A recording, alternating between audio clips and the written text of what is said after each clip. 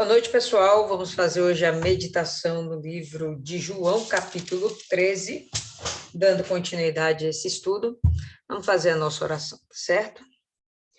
Senhor nosso Deus, querido Pai, obrigada, meu Pai, por mais uma vez podermos estar aqui reunidas, sendo essa a primeira reunião desse ano, meu Pai.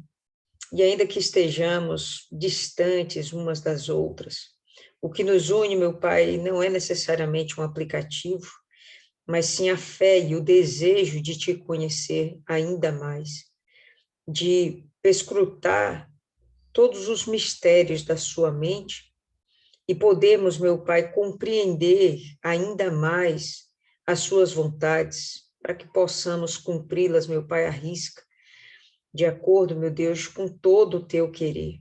Essa é a nossa satisfação, esse é o nosso prazer, te servir, meu Deus, da melhor forma possível.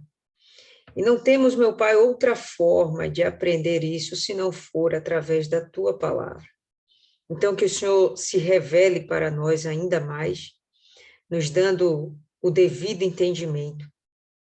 E que o Senhor, meu Pai, desde já, afaste da nossa meditação toda e qualquer má influência, tudo aquilo, meu Pai, que não procede do Senhor, tudo aquilo que é carne, tudo aquilo que é diabo, que seja em nome do Senhor Jesus repreendido e que o Senhor, Espírito Santo, esteja entre nós, fazendo, meu Pai, essa conexão entre a gente, entre nós mesmos, e fazendo essa ligação entre a gente e o Pai.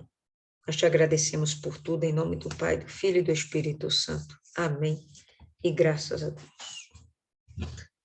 Amém, povo lindo. Então, vamos dar continuidade aí, tá certo? Vamos pegar aí, versículo 1, João 13, 1. Ora, antes da festa da Páscoa, sabendo Jesus que era chegada a sua hora de passar deste mundo para o Pai, tendo amado os seus que estavam no mundo, amou-os até o fim. Então, tem algumas coisinhas aqui dentro desse versículo que vale a pena a gente meditar. Que a gente já sabe que Jesus ia ser sacrificado na Páscoa, né? Não há nenhuma novidade. Esse período que João está relatando é o período antes da Páscoa, provavelmente a quinta-feira antes da Páscoa, sendo que a Páscoa seria comemorada aí no dia da sexta-feira, certo? Então, na quinta-feira antes, a gente já viu que dias antes a gente já teve aquela questão da Maria de Betânia estar lavando os pés de Jesus. A gente vai ter que, mais na frente, essa mesma Maria, potencialmente, estaria ungindo a cabeça do Senhor Jesus, que não é referida em João, é referida em outros evangelhos. Então, João, ele não vai fazer questão de esmiuçar todos esses acontecimentos. Talvez porque os outros evangelhos já tenham citado isso com riqueza de detalhes, né? E talvez simplesmente porque não seja o foco dele. Então, ele vai pular aí vários dias, ele vai fazer aquele segmento da semana, né? A segunda, terça, quarta, quinta, sexta, não.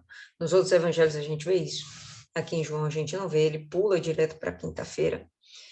E aí a gente vai perceber que ele sabe da sua hora, que a sua hora está chegando, e a gente vai perceber aqui que João não fala, não revela isso, mostrando sofrimento do Senhor Jesus, pelo menos não aqui, não há um sofrimento, mas o que há sim é uma preocupação do Senhor Jesus para com os seus, não é para com todos, mas para com os seus, e os seus aqui são os discípulos. Então, sabendo Jesus que era chegada a sua hora de passar deste mundo para o Pai, não era simplesmente morrer, era ele mudar de nível, ia sair daqui desse mundo e ia para o Pai. A gente, inclusive, falou bastante sobre isso no livro de Hebreus, quando meditamos no livro de Hebreus, né, e a questão do sacrifício e de como isso ser levado para dentro dos céus, né, onde a gente sabe que existe também um tabernáculo. Mas, enfim, então ele ia sair daqui, deste mundo, para o Pai. Tinha um objetivo com isso, ele sendo o sumo sacerdote. Tendo amado os seus que estavam no mundo, amou-os até o fim. Então, esses seus já está aqui, né, identificado, esses seus são seus discípulos, não são necessariamente todas as pessoas, são aquelas pessoas que realmente já escolheram o Senhor Jesus, tá? Já se fizeram sendo de Deus. Amou-os até o fim, e com isso de amou-os até o fim, que João vai querer relatar, é uma sequência de fatos, alguns episódios, mostrando a preocupação do Senhor Jesus até o fim dele aqui na Terra. Então, está perto o momento da crucificação, mas até que esse momento chegue, até enquanto ele pode ter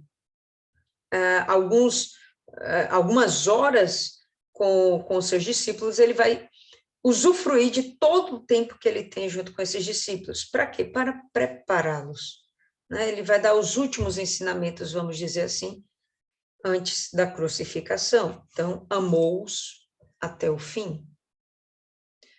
Durante a ceia, tendo já o diabo posto no coração de Judas Iscariotes, filho de Simão, que traísse a Jesus, sabendo este que o Pai tudo confiara às suas mãos e que ele viera de Deus e voltava para Deus, levantou-se da ceia, tirou a vestimenta de cima, tomando uma toalha, cingiu-se com ela. Vamos pegar aí, versículo por versículo. Durante a ceia, algumas versões falam até terminando a ceia, finalizada a ceia, mas o que provavelmente acontece é que isso se dá antes da ceia, tá certo? A forma de João relatar mostra que estava acontecendo, mas que isso não havia, a ceia em si não havia finalizado, porque depois a gente vai ver que ele vai vai fazer o partir do pão, etc e tal, enfim. Então, isso aqui não é no final, como possa estar aí na sua versão. Estou lendo aqui uma versão que fala durante, mas eu vi versões que falam ao fim da ceia, tá bom? Então, durante a ceia, tendo já o diabo posto no coração de Judas Iscariotes, que traísse a Jesus. Então, antes mesmo que esse momento já começasse, a gente vai perceber que o diabo coloca dentro de Judas o desejo de trair a Jesus. É que eu acho interessante. Não vem de Judas esse desejo. Desde aquele momento em que Jesus repreende seus discípulos, e com certeza o Judas vai se sentir mais repreendido que os demais.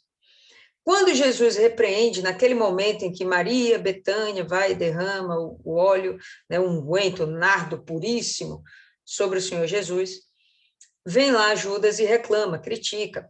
Por que não vendeu para os pobres, né?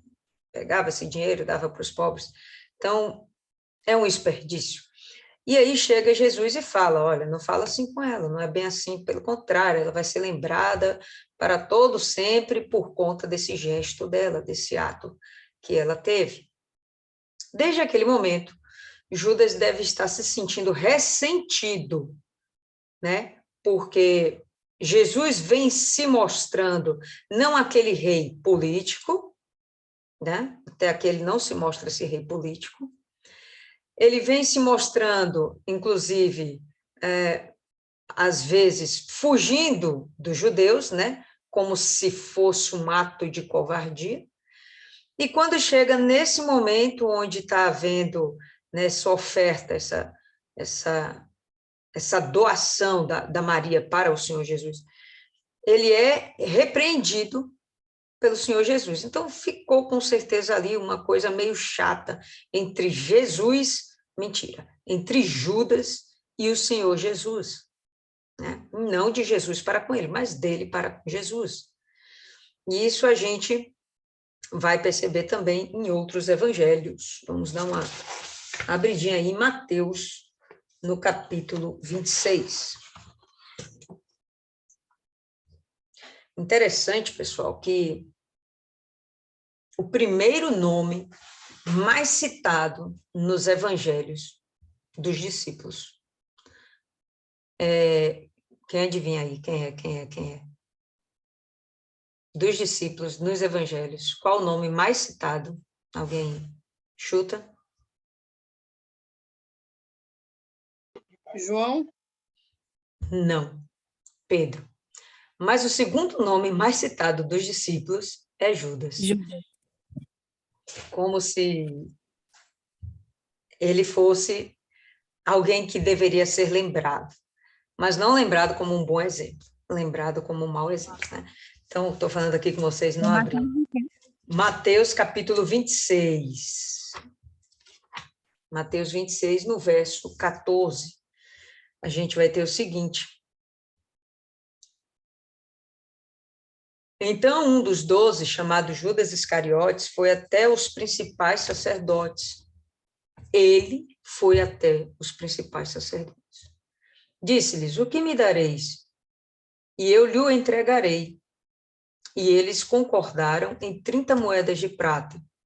E desse momento, ele buscou oportunidade para traí-lo. Então, isso é antes da ceia, já havia acontecido isso, mas não é uma coisa que necessariamente nasce dentro do Judas por pura maldade.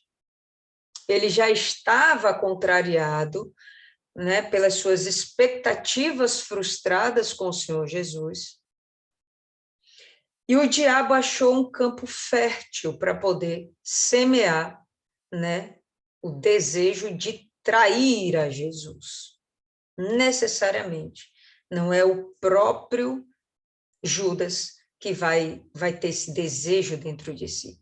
Então, aqui a gente está vendo que antes desse momento da ceia, bem antes, Judas já estava procurando ocasião para atrair Jesus. Mas aqui em João, a gente vê que o diabo colocou dentro de Judas essa ideia. Então, eu consigo fazer, né, essa ligação, essa conexão, esse link. Se você tem o seu coração, né, de alguma forma manchado, sujo, a respeito de alguém ou de alguma coisa, seja lá como for, é um campo fértil para o diabo trabalhar.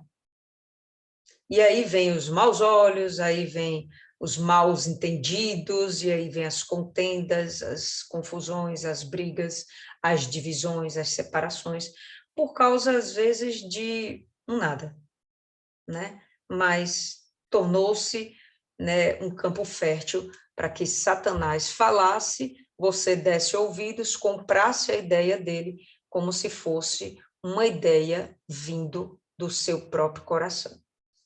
Pode falar aí, Cristiane. É muito interessante também ressaltar que o diabo ele age de acordo à natureza da pessoa, de acordo com o caráter da pessoa. Tanto que quando a gente aceita o Senhor Jesus, a gente tem que passar a ter o caráter do Senhor Jesus, né? A gente tem que fazer morrer o nosso caráter, a nossa natureza, porque ela é corrupta. E o que acontece aqui? O diabo achou essa brecha, como você falou, esse terreno fértil no coração, mas também o caráter de Judas, porque ele teve oportunidade, ele estava ali do lado, ele ouviu as palavras, então ele teve a oportunidade de mudar, assim como Maria Madalena mudou, assim como Pedro mudou, o Senhor Jesus deu essa oportunidade para Judas mudar. Mas ele não quis mudar, porque se ele ficou com ressentimento por causa daquela situação, ele poderia ter buscado, ter buscado se levantar. Eu tive exemplo de pessoas que conviveram do meu lado, pessoas que viviam no altar e deixou-se levar, depois de muitos anos de obra, muitos anos, deixou-se levar por uma mágoa. Só que assim, ó, a pessoa, ela sabe que aquilo ali é um sentimento ruim. Por que não busca em Deus? Por que não dobrou os joelhos? Por que não tomou por causa do orgulho?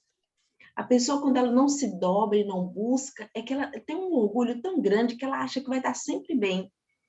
E isso vem numa destruição total. E Judas é a mesma coisa, ele tem uma natureza, ele já tem algo nele de caráter que não fez ele, poxa, peraí, eu estou errado, não, isso não é legal. Ele deixou aquilo dar um fruto e foi aí onde o diabo usou ele, né? Sem sombra de dúvidas, né? Você pode retornar atrás nas suas decisões. Judas poderia? Poderia.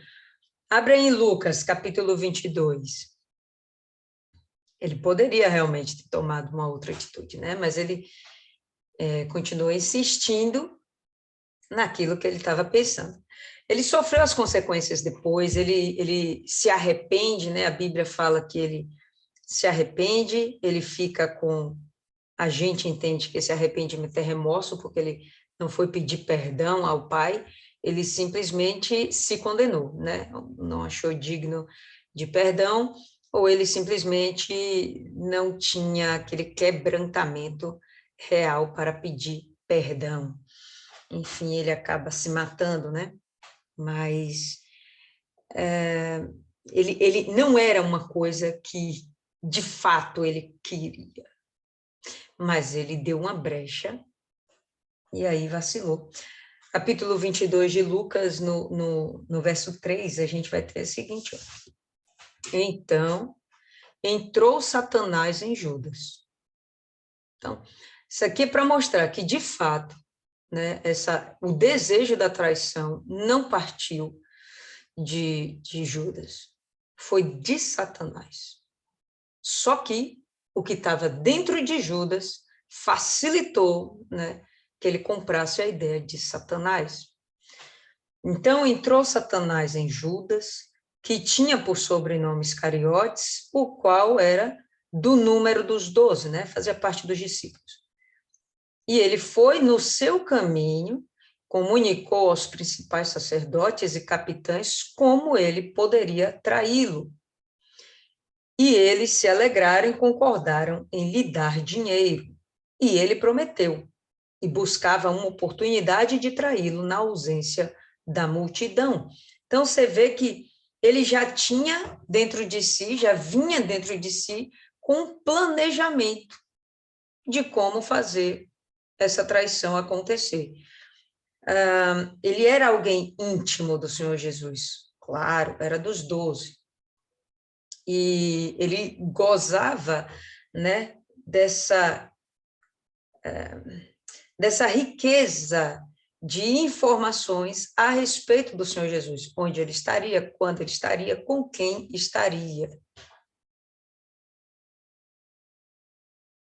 Sim, né, com quem estaria. E nessa conversa, ou nessa história, como é que se diz? Parece que o diabo já traz tudo no bojo. Que a gente sabe que o maior interessado em impedir o sacrifício de Jesus era o diabo, né? Nenhuma dúvida a respeito disso, né? O diabo tentou parar Jesus desde o seu nascimento.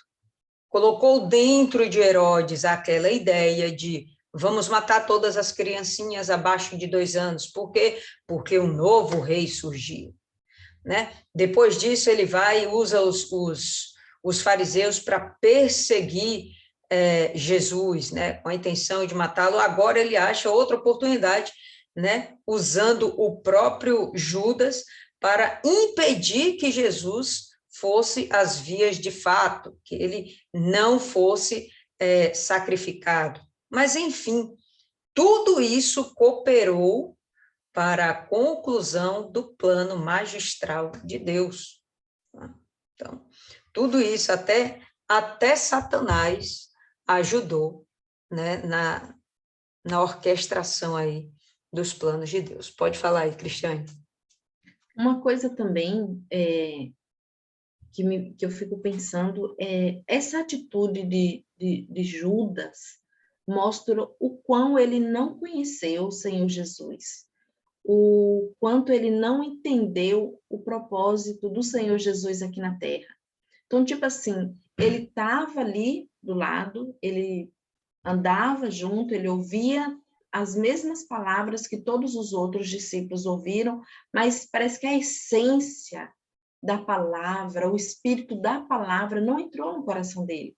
Porque se ele tivesse entendido a real, ele não teria ido. Por mais que tivesse ficado chateado com alguma situação, ele teria pensado 2 vezes antes de ir lá negociar a entrega do Senhor Jesus. Então, mostra que ele era uma pessoa assim, poxa, dá a sensação de que a pessoa está ali, ouvindo, mas não está escutando, mas não está ouvindo, não está entrando, não está penetrando, né? Então, é mais ou menos isso. Ele estava totalmente desconecto espiritualmente para ele ter feito isso. Com certeza, com certeza.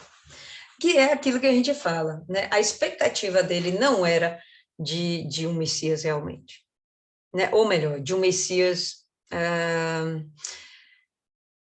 que tivesse um plano espiritual. Era de um Messias que tivesse um plano físico para a restauração de Israel.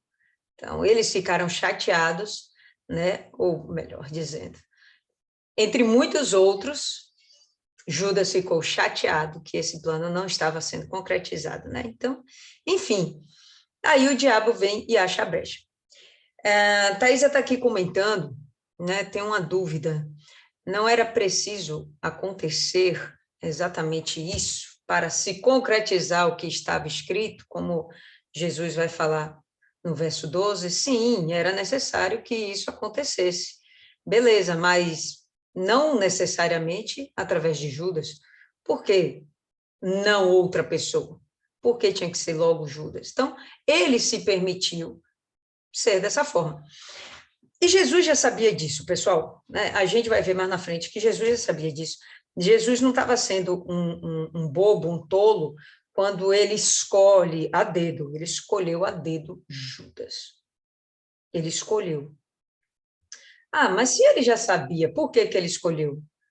Enfim, Jesus já tem um entendimento pregresso, ele já sabe, desde o fundamento do mundo, do universo, Jesus já sabia que isso ia acontecer. Eu só não consigo falar com 100% de segurança para vocês se, na mente de Deus, ele já projetou tudo e visualizou tudo que já estava para acontecer desde sempre. Então, ele visualizou criar o mundo, ele visualizou a queda de Satanás, ele visualizou tudo, e com isso ele viu o proceder, o comportamento, o pensamento, as escolhas de todos. De todos. Então, ele tem essa presciência do que ia acontecer. E dentro disso, Deus articula os seus planos de acordo com o proceder das pessoas para que aconteça o que ele quer. O que ele quer que aconteça? Alguém vai trair Jesus para que ele seja sacrificado. Então, ele tem essa consciência antes, porque ele já viu que isso aconteceria. Então, na cabeça dele, ele já viu o final da novela. Não tem a novela? Pronto, ele já viu o final da novela. Então, eu já sei o que vai acontecer. Por quê? Porque eu já vi o final da novela. Tá bom? Ou se ele está simplesmente vendo as coisas, né, a criação acontecendo, tudo se movendo, e ele percebe naquele momento, nesse momento, olha, o que está dentro de Judas é isso, Judas vai fazer assim, assim, então Judas vai ser escolhido. Eu não sei dizer se ele vê com aquela antecedência toda, ou se é esses momentos agora próximos, tá? o que eu não sei dizer com certeza, mas eu fico propensa a crer que ele já viu o final da novela. Tá? Ele já tem essa onisciência de tudo. Então, ele foi criando as coisas foram acontecendo, e aí, dentro do que estava acontecendo, mas para acontecer o sacrifício vai ter que acontecer assim, e ele vai usando as pessoas. Então, de uma forma tal que o diabo aqui, pessoal, queria parar Jesus, mas ele simplesmente fez com que Jesus fosse sacrificado, ponto. O diabo queria parar Jesus lá no deserto, quando ele tenta Jesus, né? Se ele conseguisse parar Jesus lá, pronto, parava todo o plano de Deus. O diabo já queria. Não sei se o diabo tem essa consciência do tamanho da presciência de Deus. Porque me parece que se eu sei que você não vai cair, né? Você não vai cair diante de uma tentação como droga. Por que eu vou te tentar com droga, se eu já sei que você não vai cair? Então, potencialmente, o diabo não tem essa consciência dessa presciência de Deus. Então, por isso ele vai tentando. Mas Jesus já sabia desde sempre tudo o que aconteceria, tá? E até Satanás é usado para fazer o bem dentro da vontade de toda a vontade que Deus quer que se cumpra. Pode falar aí, Cristiane. Ó, quando aconteceu lá em Gênesis, da história lá da oferta de Caim e Abel, né? Deus apareceu para Caim e falou assim, ó, não é certo que se fizeres o bem, aí Deus ainda fala assim, ó, o pecado jaz à porta, e sobre ti, te será o seu desejo, mas sobre ele deves dominar, quer dizer, nós temos livre-arbítrio. Então, Judas também, ele teve livre-arbítrio, ele poderia ter escolhido. Então, assim, ó, de qualquer forma, eu imagino assim, que era uma alma que o Senhor Jesus, porque Jesus já sabia o caráter dele, mas deu a ele a oportunidade de se converter, de se libertar daquilo ali. Mas foi uma escolha dele. De qualquer forma, o Senhor Jesus veio, já tinha um propósito, Deus já sabia o final dessa novela, mas eu acredito que no meio do caminho é que a coisa foi acontecendo. E, de alguma forma, ele iria. Mas achou o diabo uma brecha em Judas. Judas poderia ter escolhido, né, não traí-lo, mas foi através dele. Seria de alguma forma seria. Ainda que não fosse pelos 12, seria lá o pessoal lá, os que queriam prender o Senhor Jesus, chegaria lá, prenderia ele, e de alguma forma aconteceria.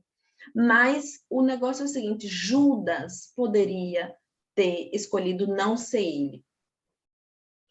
Eu concordo também com isso, Cristiane. Concordo também. Bom, enfim.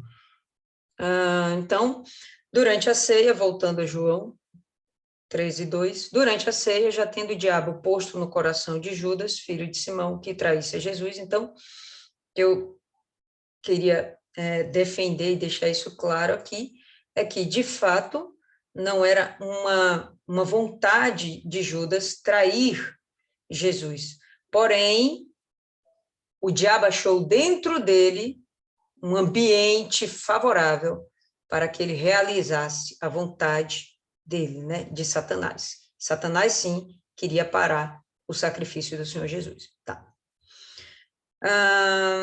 E sabendo Jesus, que o Pai tudo confiara às suas mãos, e que ele viera de Deus e voltava para Deus, então, outras palavras, Jesus está dizendo, por isso que eu falo a tranquilidade dele quanto a essa questão do sacrifício. Jesus está falando, olha,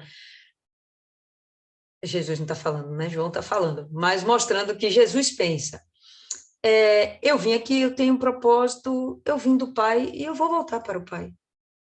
Acabou. Não importa O que vai transcorrer nesse período não importa. A certeza, a convicção de que ele tinha era que ele veio do Pai e que ele vai voltar para o Pai. Então, perceba que não há medo em ele continuar essa história, né? Ele continuar essa caminhada até o sacrifício. Levantou-se da ceia, tirou a vestimenta de cima e, tomando uma toalha, cingiu-se com ela, né? Se enrolou com ela. Depois deitou água na bacia e passou a lavar os pés dos discípulos e a enxugar-lhes com a toalha com que estava cingido. Deve ter um significado muito interessante em ele tirar uma parte dessa veste, ele não ficou nu, ele tirou uma capa, né?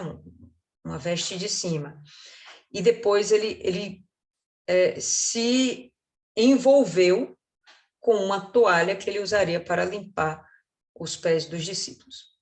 Mas eu não consegui chegar a um entendimento. Vocês aí, pesquisando ou pensando, conseguiram chegar a algum entendimento do que significa ele tirar esse manto e se vestir com uma toalha? Alguém? Fala, Isis. Primeiro, para não se sujar, né? E ficar mais leve, não suar, essas coisas. Mas eu estava assistindo uma entrevista de alguns muçulmanos, e eles, quando estão em momentos de trabalho, assim, eles vestem por cima da roupa, parecendo uma saia. Eu só, gente, esses homens usam saia. E é parecendo uma canga, sabe? Acho que para evitar se abaixar e aparecer alguma coisa, já que eles estão de vestido, né? De túnica. Eu acredito que seja o costume que eles têm de amarrar esse pano assim na cintura para quando se locomover não aparecer nada. Pode ser algo tão simples assim, de fato. Eu não tenho certeza, mas eu acho que deve ser porque aquela era a maneira que um servo ele se portava quando ele lavava os pés, né, do seu senhor. Eu não tenho muita certeza, mas eu acho que pode ser alguma coisa parecida com isso. Ok. Fosse como fosse, Jesus, ele está praticando algo que necessariamente não é um mandamento. Mas fale aí, Maiana. Essa parte me faz entender que Jesus estava dando a oportunidade a Judas de tirar Satanás de dentro dele. Ele estava lavando, no sentido espiritual mesmo da coisa, de tirar toda a imundície de todos, porque era 50% de chances dele pecar e dele se arrepender. Até então ele tinha essa oportunidade aqui. E o Senhor Jesus enxugou no corpo, foi algo que ele, tipo assim, ele ungiu. Ele pegou aquele pano, colocou nele, consagrou e foi lavar para tirar o mal, não só de Judas, mas de todos ali, toda a investida do diabo, dos demônios que estavam ali, lá, né, no sentido de tirar mesmo, porque os pés de quem ia anunciar o evangelho, e tem aquele salmo que fala, né, que precioso é os pés que anunciam a palavra de Deus. Então ele estava dando a oportunidade àquele povo, lavando aqueles pés para não correr para o mal, porque vai ser isso que vai acontecer aqui. Os pés de Judas vão se aprestar para o mal, para a perdição. É uma colocação interessante. Então, eu ia falar justamente a respeito disso. O lava-pés em si não é necessariamente um ritual, como a gente fala, um ritual religioso, não é. Isso era uma prática de gentileza. Eu vou recepcionar um amigo meu que não tem ruas asfaltadas, passou por lama, por barro, por areia, e o pé está sujo, tá certo? Seja, mesmo que ele tenha calçado sandálias, né? Ele não tinha, com certeza, uma bota top, como a gente teria nos dias de hoje, era uma sandália muito simples, correias que estavam segurando uma plataforma debaixo de seus pés. Então, ele chegava com os pés sujos, e era como se fosse fosse um desejo de dar descanso para essas pessoas, né? Como se fosse, olha, vem aqui, deixa eu te fazer um mimo, deixa eu te fazer, né, um agrado, vamos dizer assim. Lembra quando Jesus chega lá com 2 anjos diante de Abraão? E a primeira coisa que Abraão fala, olha, vem aqui, se acomoda aqui debaixo dessa árvore e providencia água e vamos lavar os seus pés. Então, não era necessariamente um ritual espiritual, tá? Era mais uma gentileza, e a gente vai ver isso em vários episódios na Bíblia, tá? A gente vai ver isso, inclusive, com Davi.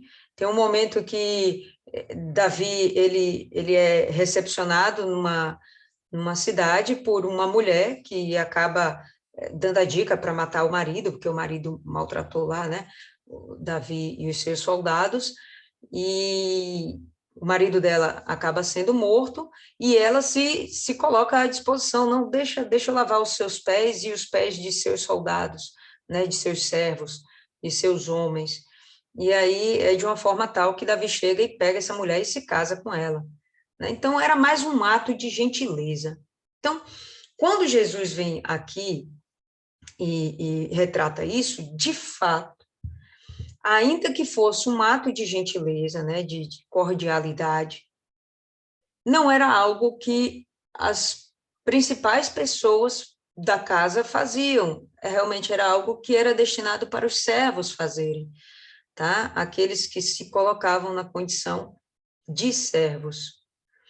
A gente vai ver essa mulher que eu estou falando de Davi, ela se coloca na condição de serva, ela não era serva, ela se coloca na condição de serva, tá?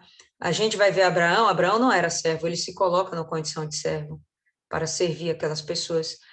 E Jesus aqui, ele vai se colocar numa condição de servo.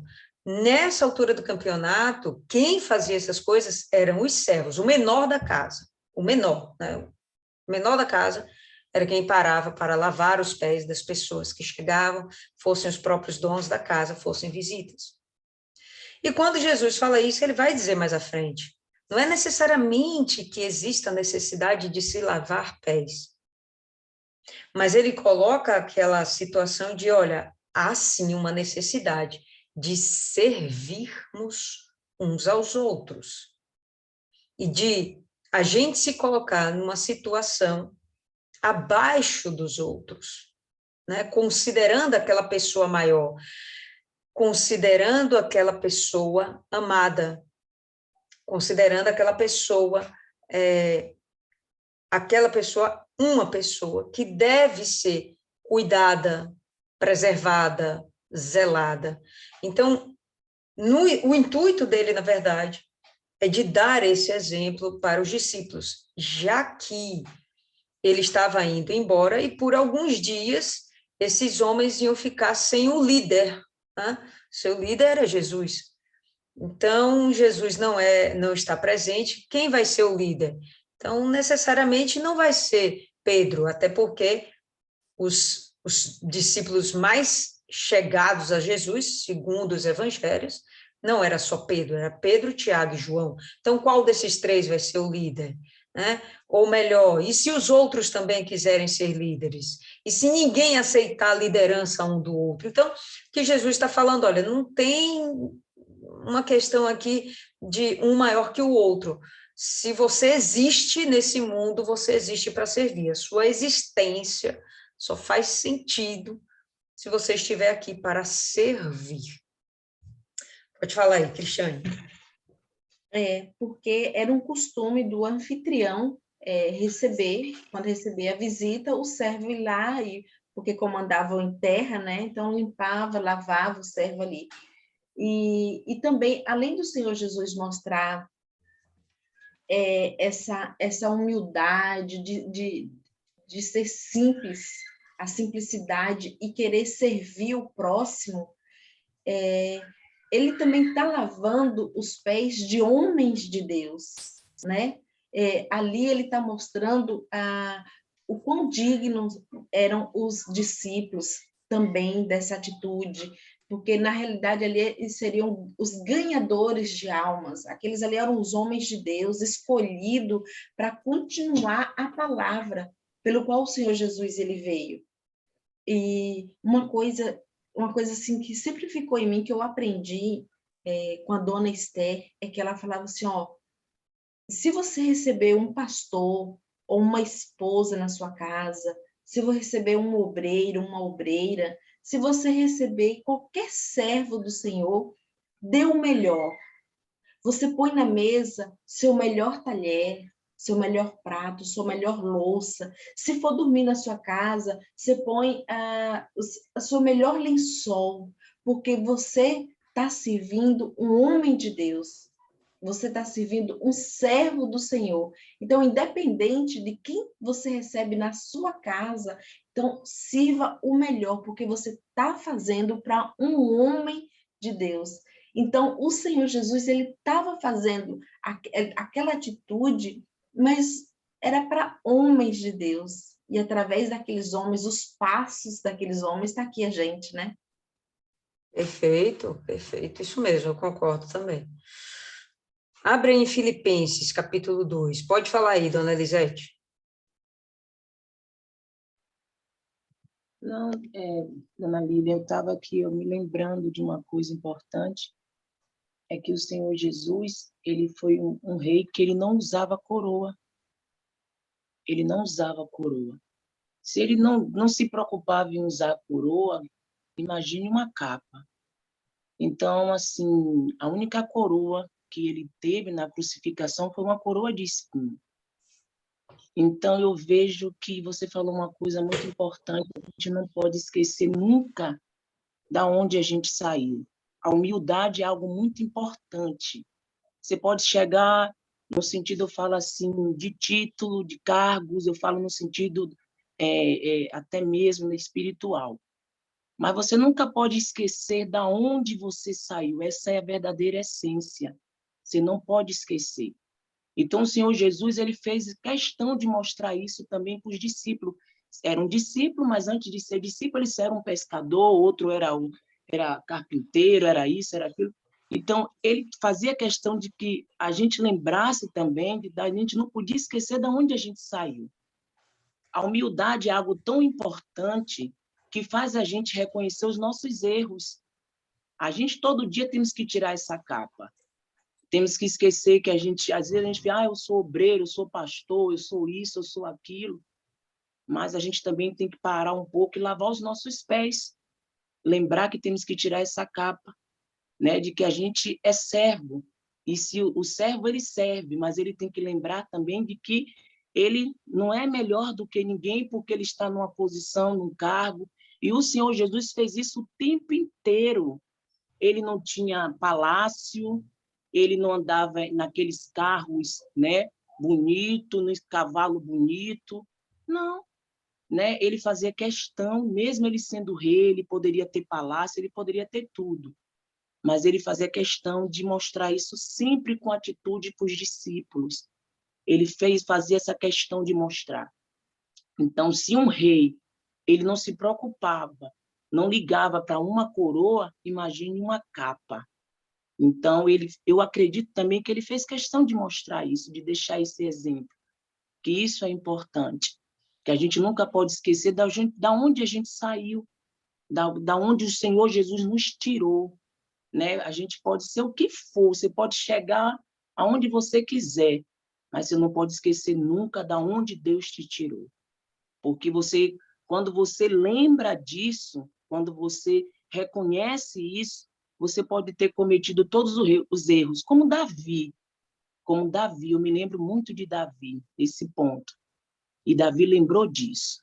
Mesmo ele sendo rei, com palácio, com tudo, mas quando ele se viu naquele estado que ele estava, né, perdendo tudo, né, a presença de Deus, ele se humilhou, ele tirou coroa, ele tirou capa, ele tirou tudo e se humilhou, né, a Deus e pediu perdão e Deus restituiu a vida dele.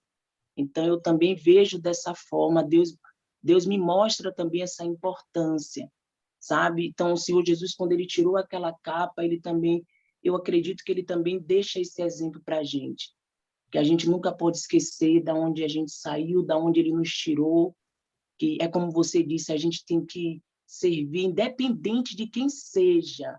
Pode ser uma criança, né? Pode ser até uma criança, mas a gente tem que fazer tudo com com amor, com dedicação e com humildade. Era isso que eu queria só acrescentar um pouquinho. Boa, muito interessante. Então, é exatamente isso.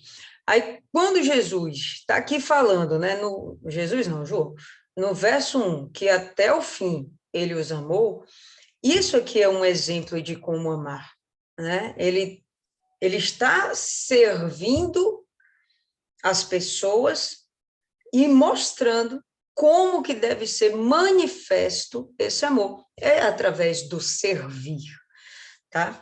Então, Filipenses, capítulo 2, no verso 5, a gente vai ter o seguinte: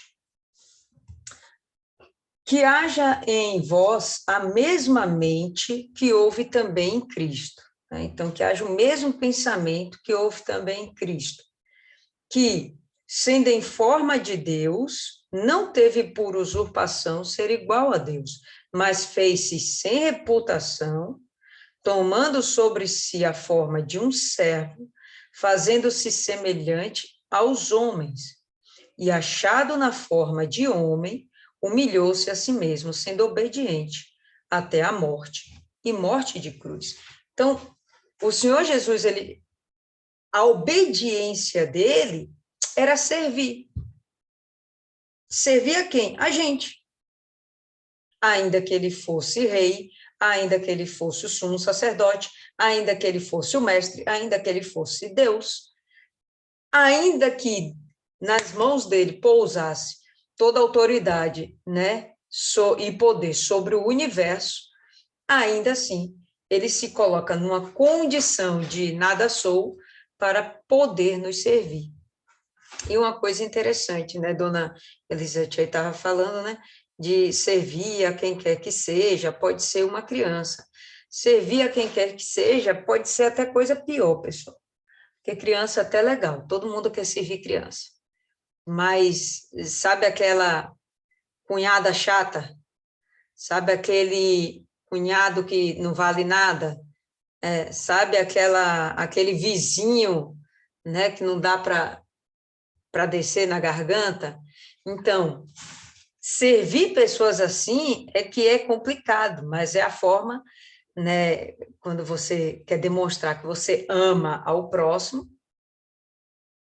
aí sim é que você está mostrando um verdadeiro amor, né, a essas pessoas que ficam aqui travado na goela, né, enfim. Vamos voltar aí ao texto, volta aí para João. Depois, né, deitou água na bacia, passou a lavar os pés dos discípulos e enxugar-lhes com a toalha que estava cingido. Aproximou-se, pois, de Simão Pedro, e este lhe disse: Senhor, tu me lavas os pés a mim? Ou tu lavas os meus pés? Então, na hora, ele chega e se aproxima, né? Foi passando de pé em pé, e do jeito aqui que fica relatado, né? Ele não fez uma fila, faz uma fila aí, vem até mim. Não, ele foi até cada um. Potencialmente, eles estavam lá em redor da mesa, né? E aí ele foi lavando os pés de cada um. Então, chegou a vez de Pedro. Aproximou-se depois de Simão Pedro, e este lhe disse: Senhor, tu me lavas os pés a mim? Respondeu-lhe Jesus: o que eu faço não sabes agora, compreendê-lo-ás depois. Você não entende agora o que eu faço, mas depois você vai entender, depois você vai compreender.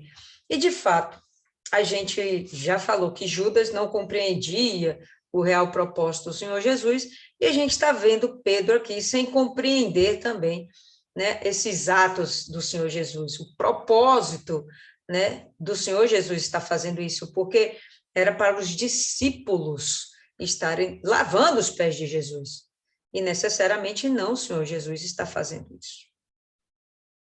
Respondeu-lhe Jesus: o que eu faço não sabes agora, compreendê-lo-ás depois. Disse-lhe Pedro: nunca me lavarás os pés.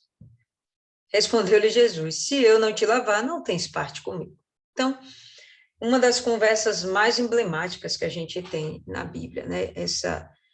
Esse diálogo de Pedro com Jesus. Pedro, ele percebe que o Senhor Jesus, de fato, é o mestre, ele é o rei, ele é o filho de Deus, ele é o Messias. Não é para ele estar se submetendo a essas coisas, mas o que Jesus está querendo é justamente dar exemplo. Olha, não importam os seus títulos, não importa a sua condição social, não importa a sua condição intelectual, não importa nada. O que importa é que você sirva ao seu próximo, que você ame ao seu próximo. Pedro ainda não entendia isso, né? Pedro não estava alcançando a dimensão do que era esse amor. E Jesus vai fazer coisa muito maior, né? Não vou falar pior, vou falar maior. Ele vai morrer por essas pessoas. E Pedro ainda, né, parece que a ficha dele não caiu.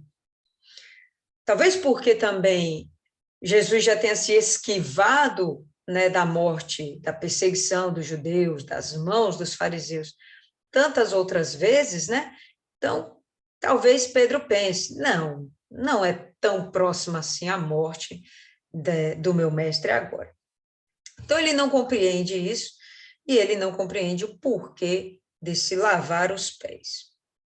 E aí, quando Jesus fala, olha, se eu não te lavar, não tens parte comigo, então ele está querendo dizer, olha, se eu não posso te servir e você não me aceita com o meu serviço, qual o serviço? O sacrifício dele, o amor dele, o amor do Senhor Jesus pela humanidade. Se você não me aceita, bom, então você não tem parte comigo, e isso é fato. Se a gente não aceita o Senhor Jesus, não aceita o sacrifício dele, não vamos ter entendimento do que é pecado, não teremos o dom do arrependimento, nem chegaremos a pedir perdão. Então, não temos realmente nenhuma comunhão com Cristo e não teremos a salvação. Jamais teremos uma comunhão com Deus.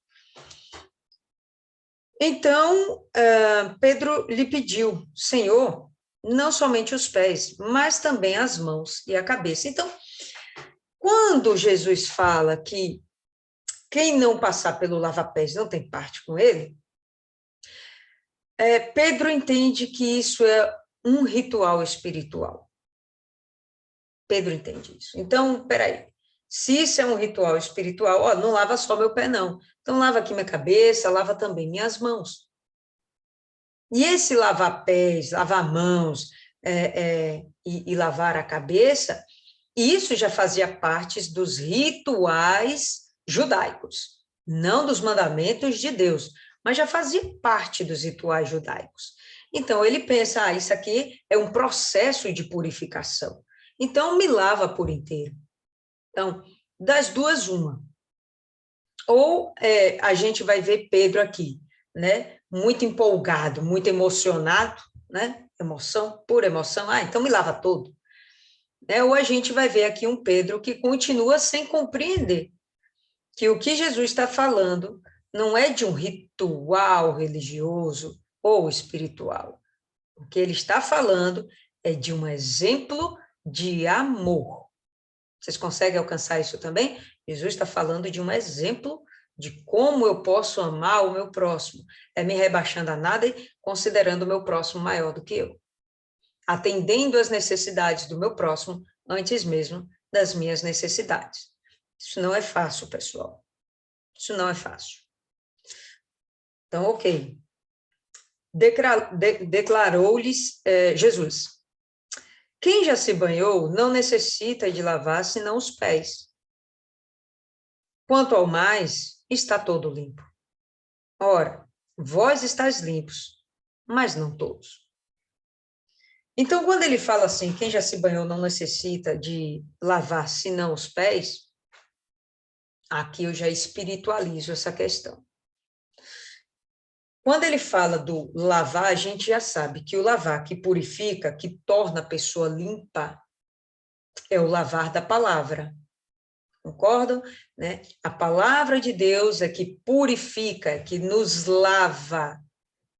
Ele já falou isso algumas vezes, e aqui ele coloca esse parênteses, né? Quem já se banhou não necessita lavar senão os pés. Então, não é uma questão de que você precise disso para lavar pé, para estar santificado, porque você já se banhou na palavra, e isso é o que te santifica, é isso que vai te purificar, porque a palavra caiu dentro de você, ela vai germinar, vai dar o fruto, então você vai ter um outro proceder, um outro comportamento, enfim, vai nascer de novo. Quanto ao mais, está todo limpo. Ora, vós estáis limpos, mas não todos, e aqui a gente sabe que ele está se referindo de Judas, né? Todos estão limpos, por quê? Porque têm recebido a palavra, estão andando com Jesus lá o tempo inteiro. Não têm a devida compreensão, entendimento das palavras, mas eles já estão tendo um novo proceder. Porque eles estão vendo o exemplo de Jesus e cada novo exemplo eles estão partindo para a prática. Pois ele sabia quem era o traidor. Foi por isso que disse, nem todos estáis limpos. Então, ele está se referindo aqui ao Senhor, ao próprio Judas, tá bom? Versículo 12, que a gente vai ter. Depois de lhes ter lavado os pés, tomou as vestes e, voltando à mesa, perguntou-lhes, compreendeis o que vos fiz? Em algumas versões, isso aqui não é nem necessariamente uma pergunta, tá? É uma ordenança. Compreendeis o que vos fiz? Como se ele dissesse. Entendam.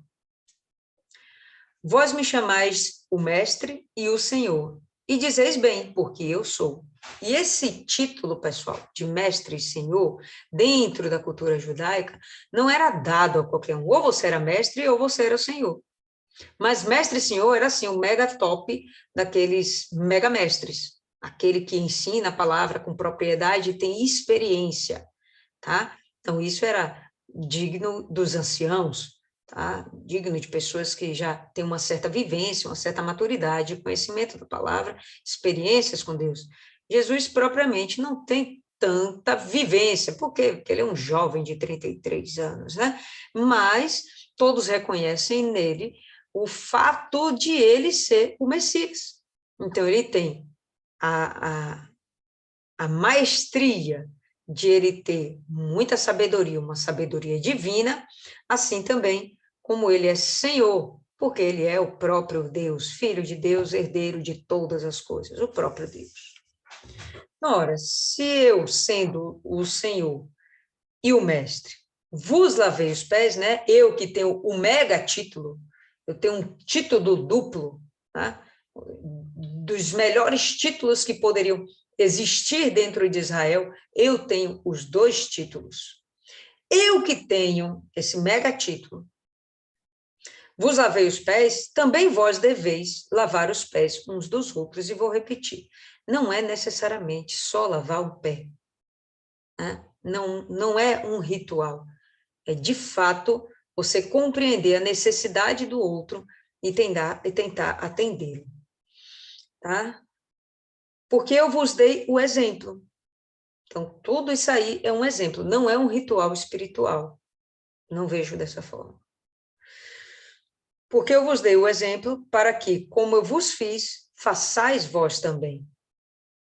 Em verdade vos digo que o servo não é maior do que o seu senhor, nem o enviado maior do que aquele que o enviou. Então, o servo não é maior que o seu senhor.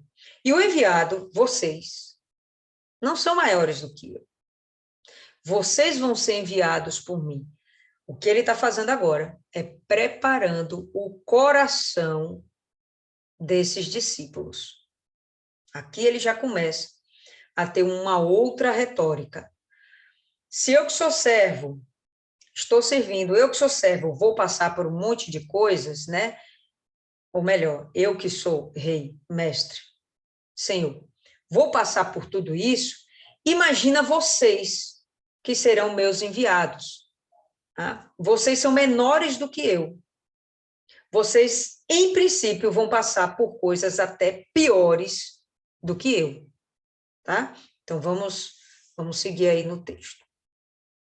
Ora, se sabeis estas coisas, bem-aventurados sois, se há as praticardes. E aqui a gente vai ter o seguinte, abra aí no livro de Tiago, no capítulo 1,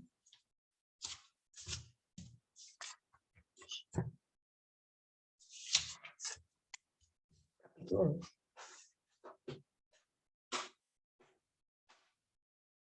Ora, se sabeis estas coisas, bem-aventurados sois, se as praticardes. Então, se vocês sabem que vocês têm que servir, então, se vocês obedecerem, vocês vão ser felizes.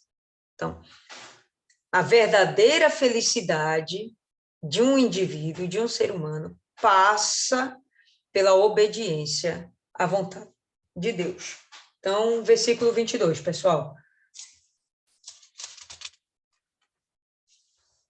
A gente vai ter o seguinte: sede cumpridores da palavra, e não ouvintes apenas, enganando-vos a vós mesmos. Então, não adianta aquela história de que eu ouvi, e o fato de eu ouvir me torna santo. Não. Mas a prática, sim, a prática te torna santo. A prática te torna diferenciado. Por quê? Pelas obras que você vai ser salvo? Não, mas as obras provam o que está dentro de você. A sua obediência, a sua fé. Então, sede cumpridores da palavra e não ouvintes apenas, enganando-vos a vós mesmos. Porque se alguém é ouvinte da palavra e não cumpridor, é semelhante ao homem que contempla o seu rosto natural em um espelho. Tenhamos consciência de que esse espelho não é o espelho que nós temos hoje, tá? O espelho que eles tinham no passado não refletia essa imagem perfeitinha como os espelhos que temos hoje mostram. Então, era uma coisa meio embaçada e distorcida. Nesse embaçado e distorcido, cada espelho que você se olhava, de cada ângulo que você se olhava, você via uma imagem tal, que não ficava retida na sua mente por muito tempo. Por quê? Porque toda hora era uma imagem diferente. Como é que você sabe hoje a imagem que você tem? Porque você se olha num espelho de boa qualidade todos os dias, várias vezes por dia até. Então, isso já ficou na sua memória. Tá? Você sabe que você tem um lado do rosto maior do que o outro, né? Você sabe se seu nariz é grande ou pequeno, você sabe se seu cabelo é assim, assado. Por quê? Justamente porque você tem um espelho para você se mirar. Naquela época, eles não tinham um espelho com essa qualidade. Então, vamos entender que, quando ele fala, né, que alguém é ouvinte da palavra e não cumpridor, é semelhante ao homem que contempla seu rosto natural em um espelho, porque ele contempla a si mesmo e segue o seu caminho, e logo se esquece que tipo de homem ele era. Por quê? Porque aquela imagem não ficou fixa na sua cabeça, tá certo? Porque era distorcida e embaçada, e cada hora era uma imagem diferente, tá bom? Então, pronto, se você não cumpre aquilo que você ouviu, então você esquece, inclusive, daquilo que você ouviu. E isso é bem interessante. Eu me lembro quando eu estava me preparando para vestibular. Quando existia vestibular, que hoje palhaçada, né? Mas, enfim, quando vestibular era vestibular, existe um processo de seleção realmente para você entrar dentro de uma faculdade. Então, você tinha que estar muito bem capacitado. Então, existiam determinadas equações da matemática, né? Determinados ensinamentos que você, só de ouvir, você esqueça que você não ia gravar aquela zorra. Então, o que você ia fazer para gravar? Inúmeros exercícios. Então, você acabou de aprender uma fórmula, você faz 30, 40, 50 exercícios envolvendo aquela fórmula, e aquilo ali vai ser fixado na sua mente. Enquanto você está praticando aquele entendimento está sendo fixado na sua mente, se tornando, inclusive, memória. E você leva aquilo para o resto da sua vida. Tá? Então, quantas coisas nós aprendemos na nossa escola, na nossa vida, e que depois esquecemos completamente. Por que esquecemos completamente? Porque aquilo não se torna uma prática. Então, simplesmente, se torna um nada. Então, quando Jesus fala que nós temos de ser cumpridores da palavra, aí sim nós estaremos tendo essa palavra dentro da gente, essa palavra que purifica. Quando a gente, né, quando vem aqui Tiago falando, quando a gente não se torna cumpridor da palavra, a gente até esquece essa palavra. Então, essa palavra nem vai funcionar para a gente, nem vem nos purificar. Então, vamos continuar aqui em Tiago, tá?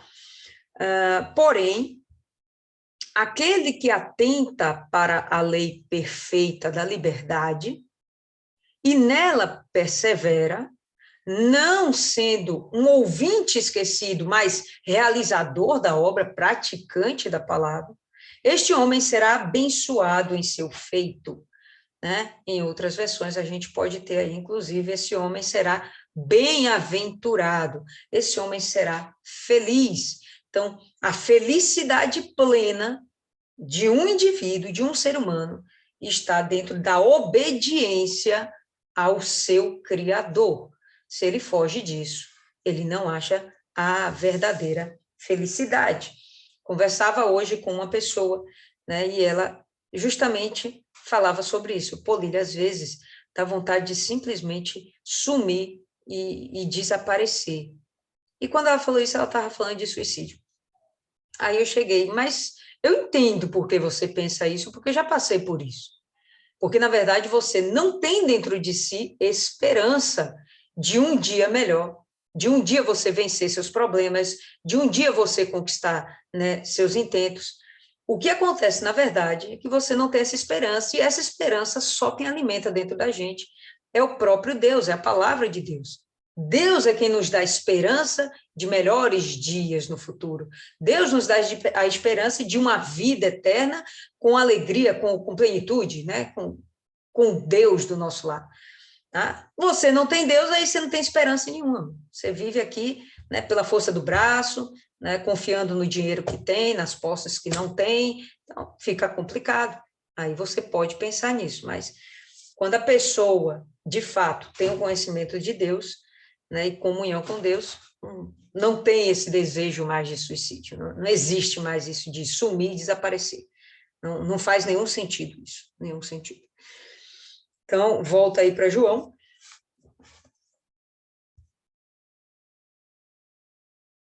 Então, verso 17, né? Ora, se sabeis essas coisas, bem-aventurados sois se as praticardes, ok?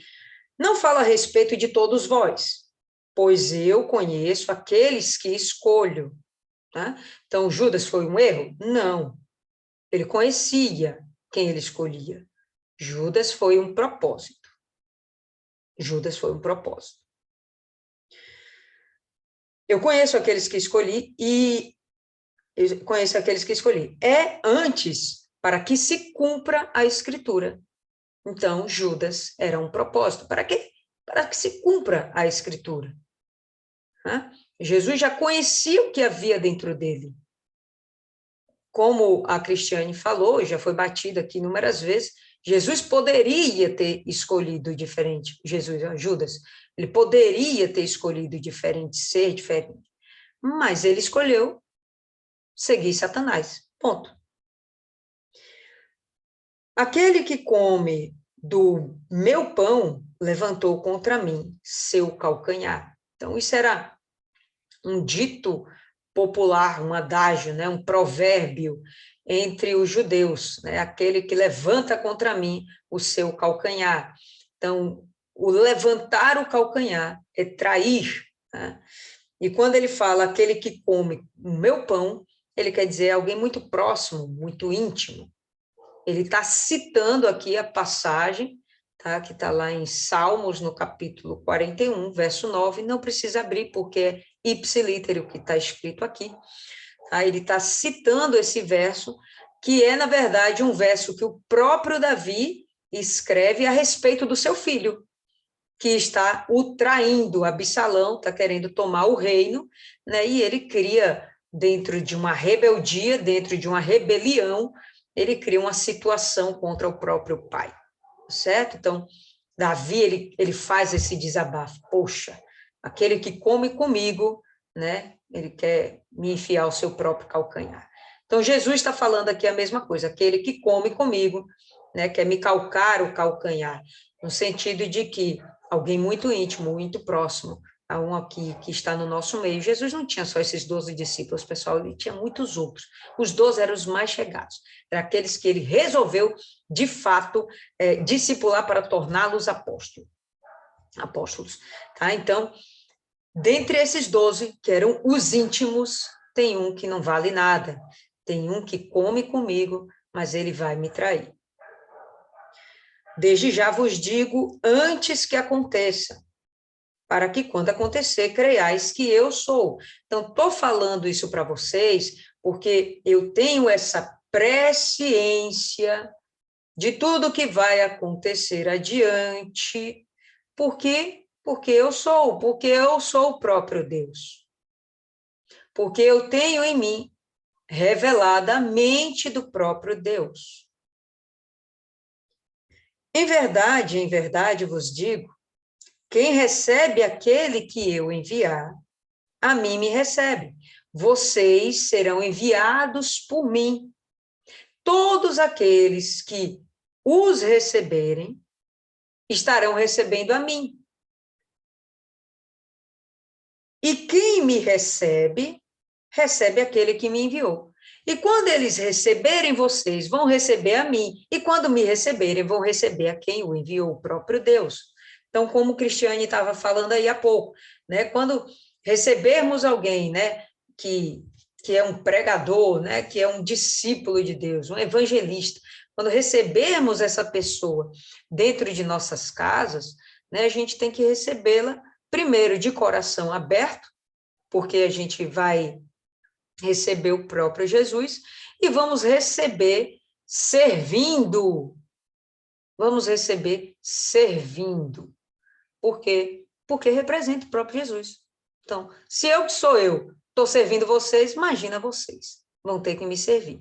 Mas olha, ainda que no futuro venham perseguir vocês como estão me perseguindo, ainda que venham trair vocês como eu vou ser traído, tenham paz, porque haverá quem os receba, haverá quem os trate bem, haverá quem dê ouvidos a vocês, tá? Então, assim como há quem me ouça, vai haver quem ouça vocês. Então, essa questão aqui, ele está preparando os discípulos para o discipulado, né? Para, de fato, eles serem os próximos que farão o trabalho do Senhor Jesus, né? Está preparando, formatando aqui a igreja, certo?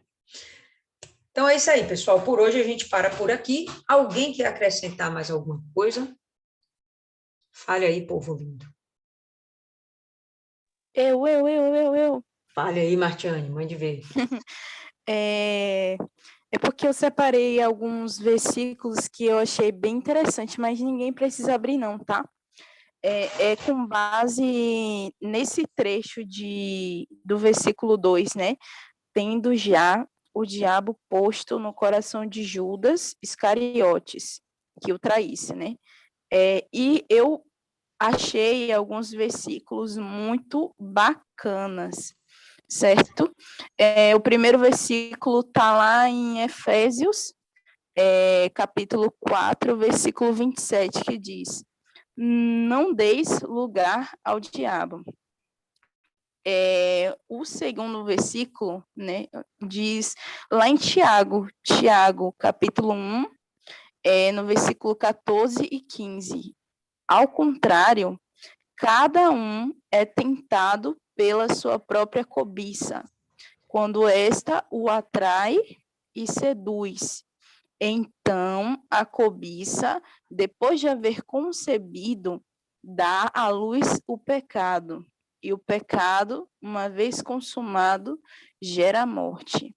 E o terceiro livro, né, que eu achei muito interessante também, é Colossenses, capítulo 2, versículos 6 e 7, que diz: ora, como recebestes Cristo Jesus, o Senhor, assim andai nele enraizados e edificados e confirmados na fé, tal como fostes instruídos, crescendo em ações de graças E eu separei esses 3 trechos aí, quem quiser depois eu mando depois no grupo, porque eu achei que todos eles resumem o que seria isso, né, do diabo tendo posto no coração de Judas esse desejo de traição, porque como a gente viu, ele não estava enraizado em Jesus, como a gente viu, ele não andou em Jesus, ele não foi confirmado na fé, como a gente viu, ele deu lugar ao diabo, como a gente também viu, cadê aqui, meu Deus? Como a gente viu também, ele foi instruído, mas ele não foi confirmado na fé, e ele foi tentado pela própria cobiça, né, que deu a luz ao pecado, gerou a morte, enfim. Ele acabou morrendo primeiro espiritualmente. E se a gente for parar para analisar, eu não lembro agora, eu não achei, não separei, mas eu lembro claramente que a Bíblia fala que ele tocava no saquitel, ele tocava lá no alforge, né? Ele já roubava as ofertas. Por quê? Porque em algum momento, porque ele tinha essa, querendo ou não, inclinação dentro dele, né? Ele tinha essa inclinação de quê? De, sei lá, de riqueza, de poder, não sei, né, descrever qual era exatamente essa inclinação dele. Mas a gente percebe que era voltada para o dinheiro, tanto que ele vendeu, né, ele traiu Jesus, ele vendeu o Senhor Jesus, entre aspas, né, por dinheiro, né, por moedas. E eu achei isso muito legal trazer para cá, porque para cada um de nós nos avaliar, né? Em quem a gente está enraizado. Será que a gente está sendo confirmado na fé, né? Porque a gente pode estar enraizado, querendo ou não, em tantas outras coisas, menos no Senhor Jesus. Às vezes, sei lá, a gente está enraizado em um colega, né, um companheiro da fé, às vezes a gente está enraizado, não sei, em algum objetivo daqui desse mundo, né? Mas só o tempo que vai dizer no que, na verdade, a gente está enraizado, né? É por isso que a gente vê aí muitas pessoas abandonando a fé, né? Deixando o barco, porque elas estavam enraizadas em qualquer outra coisa, qualquer outra pessoa, menos no Senhor Jesus. E fica para aí, né? Espiritualizando a coisa, né? Para a gente se avaliar e não deixar que o diabo venha colocar algo no nosso coração, né, dentro de nós, porque eu também lembrei agora que daquele versículo que fala, né, que do coração é que procedem as fontes da vida, e o que corrompe o homem não é o que entra, mas o que sai, né? Ou seja, está lá dentro, né? Está lá dentro. São coisas internas que ninguém pode ver, o pastor não vê, o obreiro não vê, as pessoas da fé que a gente considera, que a gente respeita, elas não veem. A única pessoa que vê é nós mesmos e Deus. E também o diabo, ele vê os sinais, né? Ele vê esses sinais de inclinações que a gente tem.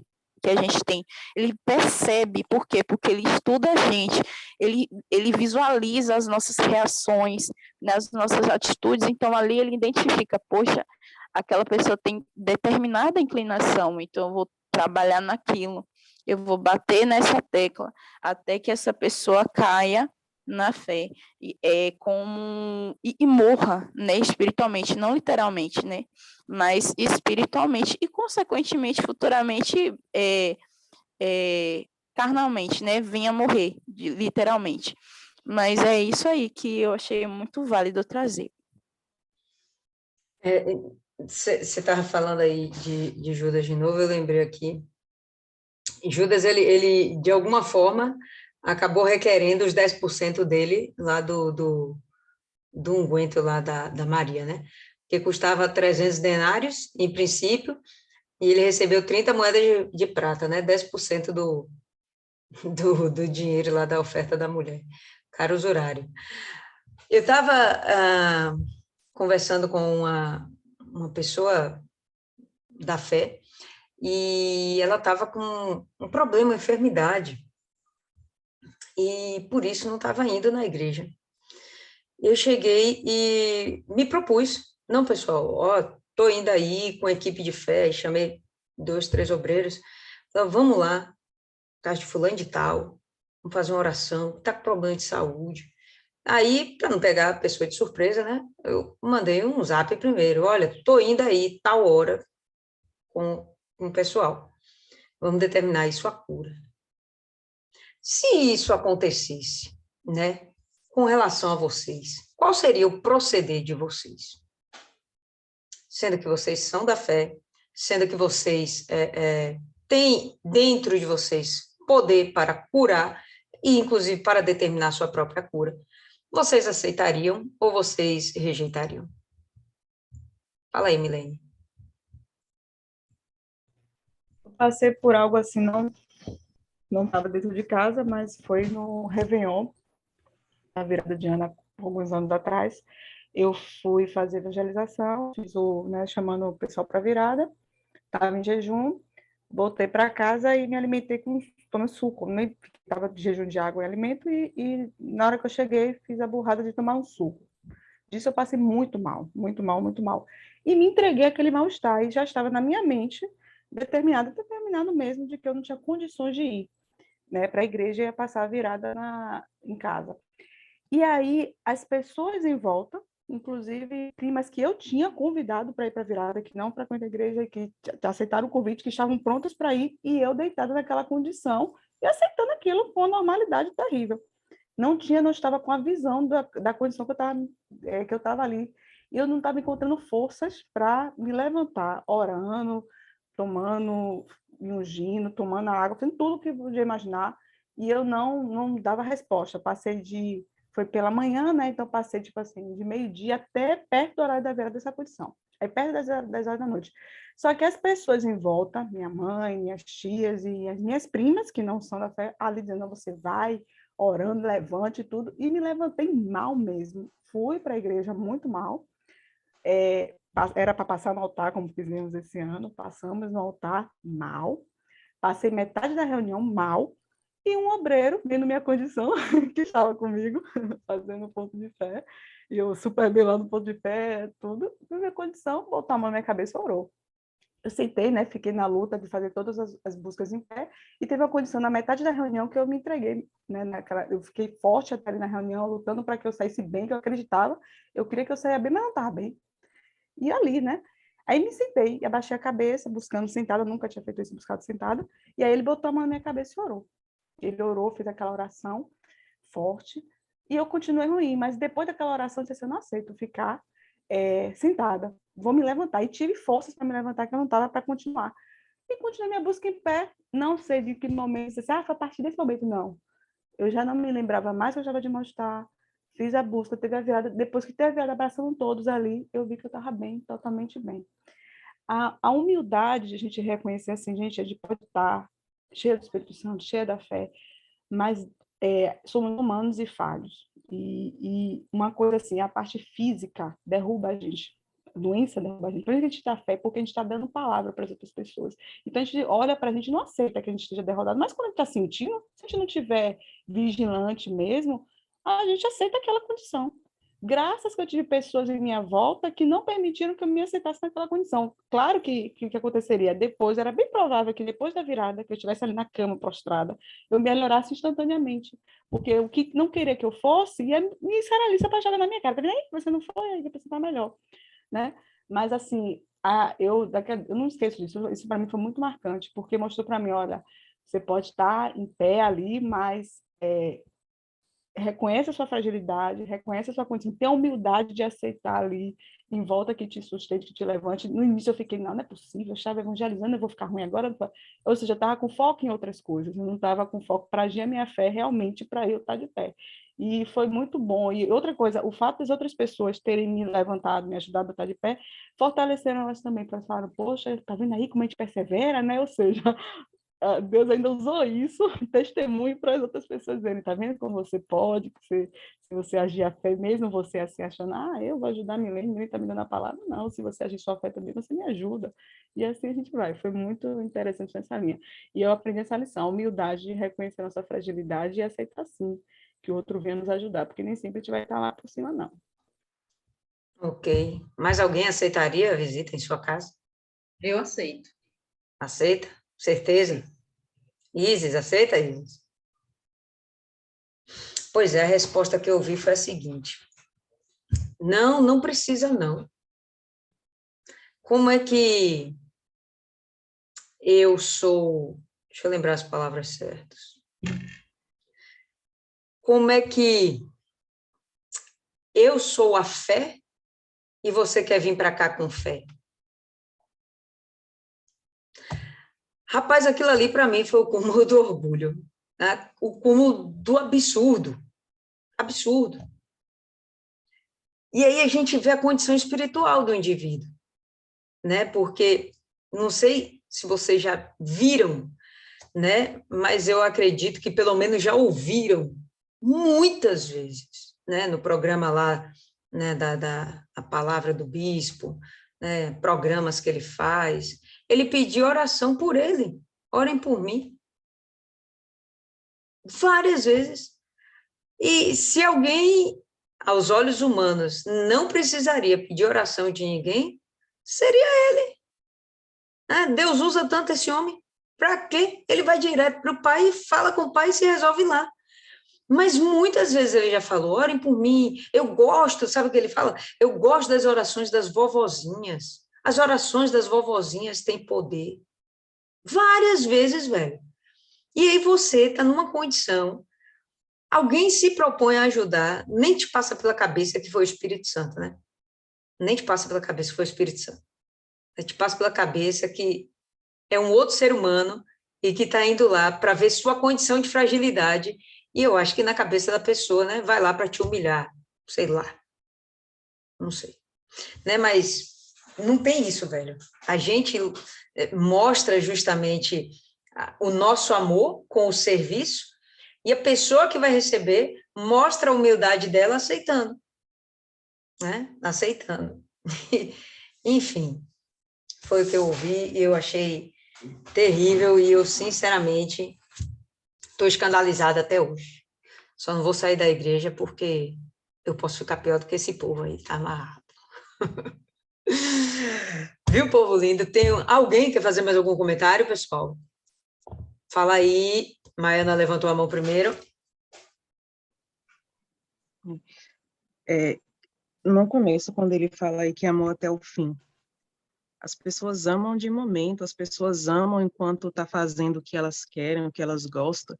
Enquanto a pessoa está dominando a outra, está manipulando, ela ama. No dia que a pessoa aprende, se revolta ou não faz mais do que aquela outra ali está falando, orientando, já não ama mais. E o Senhor Jesus escolheu o amor sacrificial, que é isso, porque até as pessoas no mundo hoje sabem que o amor é sacrifício. Eu estava lendo uns livros aí, não sei onde, que a própria pessoa lá do mundo falou que o amor é o sacrifício, é você preferir ver o outro bem, ainda que não seja próximo de você. E o Senhor Jesus amou com as falhas, com os defeitos, porque virava e mexia, ele tinha que repreender. Mais na frente aqui, o exemplo de Pedro foi um clássico, porque ele foi lá, teve que chamar a atenção de Pedro de novo. Ó, Pedro, se eu não fizer isso, você não tem parte comigo. E as pessoas não. Elas querem amar o outro quando o outro chega na igreja, que já está mais ou menos convertido, quando o outro está obedecendo, enquanto o outro está ali fazendo o que eles querem, mas não querem ter o trabalho de amar a pessoa com seus defeitos, com suas deficiências, suas debilidades, porque cada um tem o seu jeito de ser, que é o que torna diferente e especial. Porque o Senhor Jesus quer que a gente seja igual a ele, mas todo mundo com uma metade, com sua particularidade. Não quer robôs, não quer todo mundo igual. Eu tenho uma personalidade, a pessoa tem a outra. E a gente não vê isso. Muitas vezes as pessoas querem excluir fulano porque o pensamento diverge do dela, diverge do grupo, e essas coisas que vai fazer com que um projeto até cresça, porque entra a opinião de cada um. E o lava-pé, mesmo a gente sabendo que era para ter parte com Deus, o Senhor Jesus fez isso e dá aquela intenção que ele fala que quem já tomou banho já está limpo, só que a gente vai estar sempre se sujando, a gente vai estar sempre adquirindo novos costumes, novos vícios, coisinhas que no começo é indefeso, é insignificante, mas se a gente não vigiar, vai começar a fazer mal, vai atrapalhar a nossa comunhão com Deus.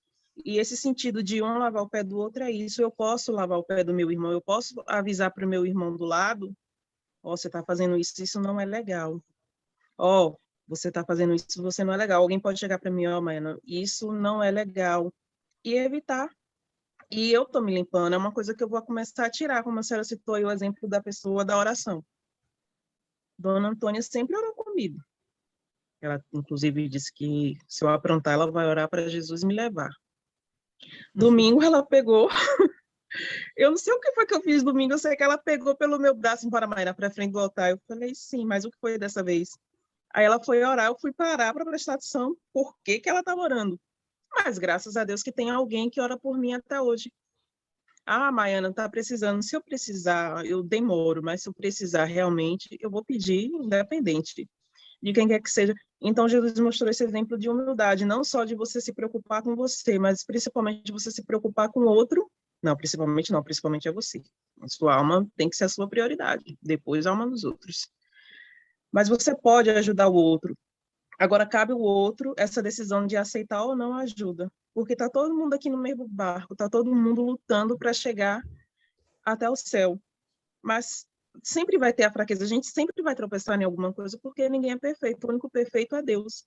E se não é o que está no outro que tem que fazer influência, é o que está em mim.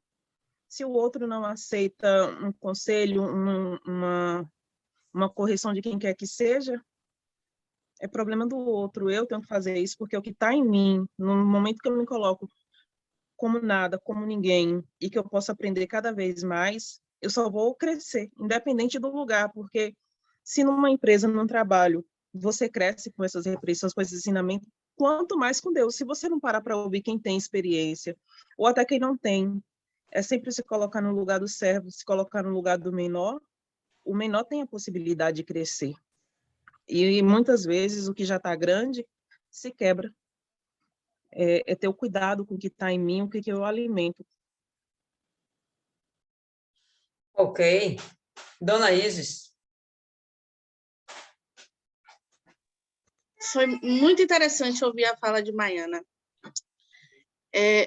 Me rememorou uma pequena falha que a gente não se apercebe no nosso dia a dia. Martiane também, ela falou de Judas, eu fiz uma complexa análise sobre Judas, uma defesa, assim, sabe?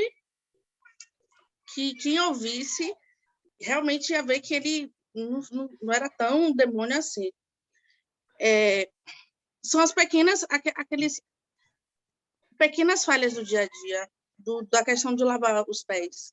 A gente tomar banho, mas se ficar descalço, o pé vai ficar sujo.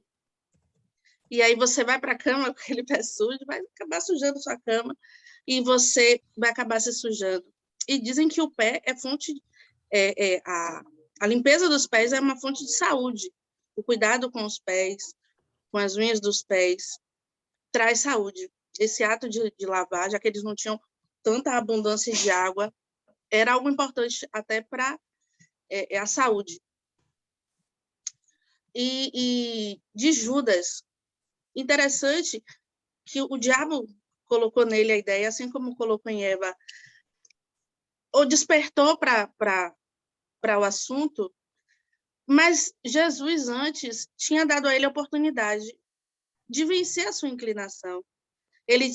Jesus sabia a inclinação dele para a corrupção e colocou ele justamente como tesoureiro. Ele era responsável pela arrecadação e os gastos. Como é que você bota o rato para tomar conta do queijo? Mas aquilo foi uma oportunidade importante para ele de vencer a sua natureza, vencer a sua inclinação e vencer a sua carne. E trazendo isso para a minha vida, não me julguem, mas o que eu compartilho com vocês é o que aconteceu em Deus, sabe? Tudo fica na minha mente, não externo, mas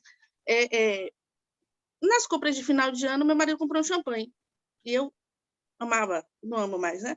Mas eu amava. É uma bebida realmente que é doce, eu sempre gostei. E a gente tem poucas oportunidades na vida de beber champanhe. Mas passou, e eu pensei, será que eu posso? Eu não estou bebendo outras coisas, mas será que eu posso beber champanhe? Na minha mente. Ainda pensei, vou perguntar a dona Lília. Pergunto no WhatsApp. E sempre fugiu da mente. Toda vez que eu abro a geladeira, acho que é incrível, nunca falta bebida na minha casa. Não bebo, mas sempre tem alguma coisa. Toda vez que eu abro, eu vejo. Toda vez que eu abro, eu vejo. Aquilo me vem à memória. E aí me lembrou de Judas, que Deus deu essa oportunidade a ele, de ser o tesoureiro, de vencer a inclinação dele. E ele não teve esse cuidado diário de vencer a sua carne, de vencer as suas inclinações e de estar atento a elas. O quanto é importante a gente se autoanalisar, de perceber as nossas pequenas falhas, as falhas na armadura, que a armadura não é perfeita. Ela tem as suas emendas, tem as suas falhas, e é nesses momentos que o diabo entra e faz a lama na nossa vida. Me lembrou aquela música, todo dia o pecado vem, me chama, e eu digo não, eu digo sim. Esse é o meu livre-arbítrio. Dizer não, ou dizer sim. Eu tinha outra coisa para falar, salário da morte, se autoanalisar, inclinação.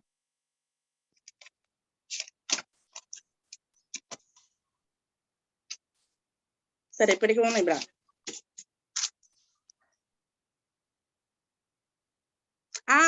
Do inimigo. Aquilo que o diabo é nosso inimigo. Ele ressignificou para mim. Essa palavra é nova. Teve, para mim, um novo significado de analisar o diabo nessa equação. Que da equação de Deus, acredito que o diabo também é instrumento dessa equação. Para poder saber o final da história. A gente sabe que mais com mais é menos, não lembro a regra, mas a gente sabe como fazer a equação e a partir dos dados a gente consegue chegar ao final, saber o final da história sem precisar realmente ler todo o livro. E aí, a ressignificância do diabo ser nosso inimigo. Ele coloca a ideia em Judas e vai trabalhando essa ideia. Eu imagino assim, o diabo dizendo na mente de Judas, ele diz que vai morrer. Olha, ele diz que vai morrer, é certo. Você pode lucrar com isso, os caras estão oferecendo ali um dinheiro, se você entregar. E ele não tem a real noção do que aquele ato dele representa. Para ele poderia ser apenas mais um ato de corrupção, algo que era costumeiro dele, levar vantagem em tudo. E ele não teve imagino que naquele momento que ele foi premeditando o seu ato, o que é pior, o ato dele foi premeditado, porque ele teve a ideia e aí ele foi pensando como ele faria, ele foi até o Sinédrio, eu perguntei, e aí, vocês pagam quanto? Ele teve o tempo de amadurecer a ideia e também de dar para trás da sua ideia, mas ele levou a cabo. E aí o diabo estava com ele em todos esses momentos. E na hora que veio as consequências do ato dele, o diabo deixou ele sozinho. E o inimigo é justamente o inverso de amigo. É alguém extremamente próximo, que está ali com você para as coisas erradas, mas que na hora da consequência, na hora da punição, ele pula fora, ele deixa sozinho. E deixou Judas com o seu... Ele não era arrependimento, anotei. Outra palavra para arrependimento, gente. Remorso. Seu remorso. Que o remorso é um sentimento. Eu vi no dicionário, no cenário não, né? No Google. é o significado de remorso, e é um sentimento, uma agonia, e que a pessoa sente sozinha.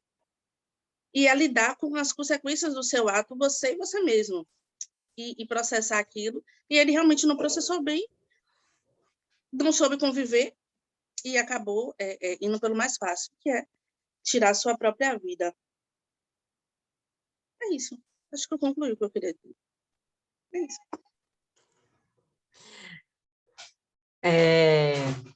Mais alguém, pessoal? Mais algum comentário? Não? Ok. Quem é que faz aí a oração de encerramento?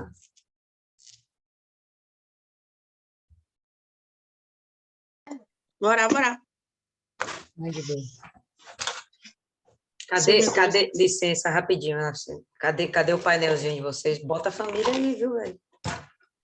Vamos lá, pode continuar isso.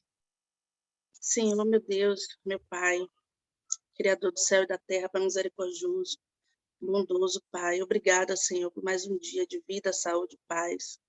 Mais um dia ouvindo da Tua palavra, meditando, adquirindo conhecimento, adquirindo, mais do que isso, sabedoria.